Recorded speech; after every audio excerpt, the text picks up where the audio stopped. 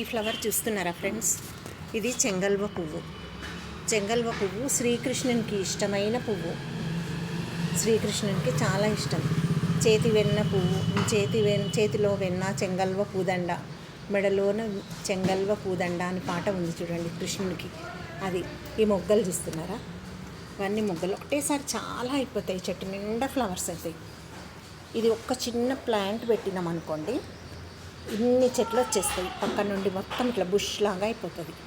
ఒక్కదాంతోనే ఎంత ఎక్కువ అయిపోతాయి ఇవి.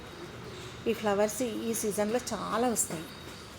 వాటర్ కూడా ఎక్కువ అవసరం లేదు, మామూలుగా ఇస్తే చాలు. దీనికి ఏమీ స్పెషల్ కేర్ అవసరం లేదు.